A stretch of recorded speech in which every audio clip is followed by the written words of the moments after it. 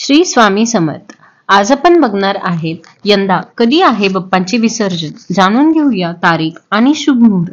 भाद्रपदातील शुक्ल चतुर्दशीच्या दिवशी म्हणजे 17 सप्टेंबर 2024 रोजी लाडक्या बाप्पांचे विसर्जन होईल.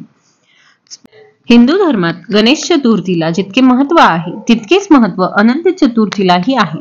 यंदा अनंत चतुर्दशी म्हणजे गणपती बाप्पांचे विसर्जन हे 17 सप्टेंबर रोजी असणार आहे.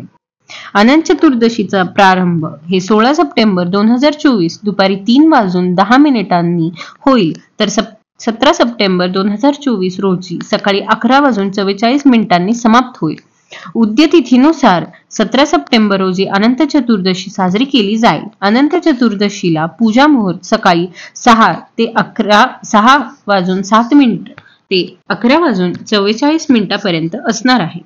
गणपती विसर्जनाचे मुहूर्त. सकाळचे मुहूर्त हे सकाळी 9:11 ते दुपारी 1:47 पर्यंत असेल. दुपारचे मुहूर्त दुपारी 3:19 ते 4:49 पर्यंत असेल.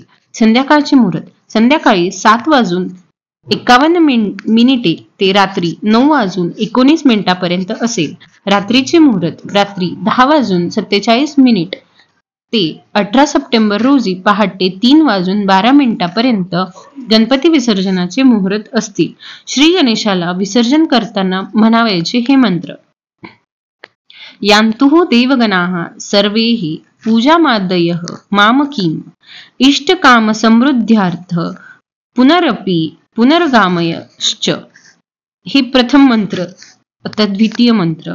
गच्छ गच्छ सुरश्रेष्ठ स्वस्थानी परमेश्वरः मम पूजा गृहीतमेवाम पुनरागमनायः च.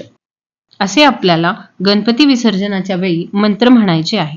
तसेच वार मंगळवार गणपती बाप्पांना निरोप द्यावे लागणार आहे. सगळ्यांच्या घरी हे 10 दिवसाचे गणपती नसतात. काही जणांच्या घरी 1.5 दिवसाचे गणपती असतो, म्हणजे ऋषी पंचमीच्या दिवशी ही विसर्जन करतात. काही ठिकाणी 5 दिवशी करतात, तर काही ठिकाणी 10 दिवसाचे असतात. जेव्हा आपल्या घरी गणपती बाप्पा आपल्या घरी येतात ते आपले सुख दुःख सगळे बघतात. आणि आता आपल्याला बघायचे आहे विसर्जन दिवशी काय करायचे आहे. सर्वात आधी गणपती बाप्पांची आरती करून घ्यायची आहे, नैवेद्य दाखवायचे आहे. व आता आपल्याला दुपारची आरती व त्यांना न विसरता मोदक प्रसादासाठी करायचे आहेत व नंतर उत्तर पूजा करायची आहे. सर्वात आधी कलश उचलायचे व परत त्या जागेवर ठेवायचे आहे. गणपती बाप्पांना गंध लावून व अक्षदा व्हायचे आहेत व म्हणायचे आहे, गणपती बाप्पा मोरया, पुढच्या वर्षी लवकर या. या वर्षी काही चूक झाली असेल तर गणपती बाप्पा मला माफ करा असे म्हणून मूर्ती उचलायची आहे आणि परत तेथेच ठेवायची आहे. जेव्हा आपण गणपती बाप्पांना बसवतो तेव्हा आपण त्यांची प्राणप्रतिष्ठा करतो, करूनच त्यांची स्थापना करतो. तर ती प्राणप्रतिष्ठा करतो तेव्हा आपण एखाद्या मूर्तीवर अक्षता वाहतो, तेव्हा ती असते उत्तर पूजा. मूर्ती मधला प्राण निघून गेलेला असतो.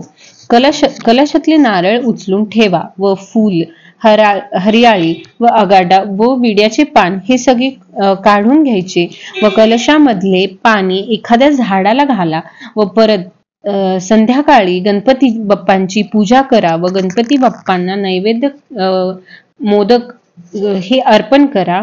मोदक, पोहे असे काहीही गणपती बाप्पांना शिदोरी द्यायची आहे. ज्याने गणपती बाप्पांना विसर्जनात जातात त्यांच्या हातात ही शिदोरी आपल्याला द्यायची आहे व ते आपण विसर्जनाला जातो त्या प्रसादाचे पाण्यामध्ये मासे असतात त्यांना द्यायचे आहे. व आपण गणपती बाप्पांचे विसर्जन करताना एका मोठ्या टब मध्ये किंवा एखाद्या भांड्यामध्ये पाणी घ्या, जर तुम्हाला घरी विसर्जन करायचे असेल तर. नाही तर तुम्ही बाहेर जात असल्यास गणपती बाप्पावरील कपडा टाकूनच घेऊन जायचे आहे. नंतर गणपती बाप्पांचे दर्शन घेऊन त्यांना विसर्जन करायचे आहे. गणपती बाप्पांचा पाठ आपल्याकडे करायचे आहे. जेव्हा आपण गणपती बाप्पांना नारळ फोडतो व प्रसाद वाटप करावे. आपण गणपतीचे विसर्जन करून थोडीशी माती घरी घेऊन यायची आहे व आपल्या घरात सगळीकडे थोडे थोडे घालायचे आहे, कारण आपण गणपती बाप्पा जे विसर्जन करतो तेथे ती माती सुद्धा पवित्र असते. मग तो कपडा त्याच्यावर जो कपडा घालतो तो घरी आणा, स्वच्छ धुवून दुसऱ्या पूजेला घ्या व आपण खारीक, बदाम, सुपारी जे आपण पूजाला वापरलेले आहे ते दुसऱ्या पूजाला देखील वापरले तरी चालेल. गणपती बाप्पाचे विसर्जन झाल्यानंतर आपण त्यांना जिथे ठेवतो एक दिवा आपल्याला पूर्वीकडे किंवा पश्चिमेकडे दिवा हे लावू शकतो व घरी आल्यानंतर गणपती बाप्पाचे जे काही सजावटी आहे ते दुसऱ्या दिवशी काढा. कुणाच्या घरी जुनी मूर्ती पण ठेवतात, ती विसर्जन करून व नवीन मूर्ती ठेवा. तसेच जर घरात एखादी बाई गरोदर आहे तर बाप्पाचे विसर्जन करायचे नाही. असे आहे गणपती बाप्पांचे विसर्जनाची माहिती. श्री स्वामी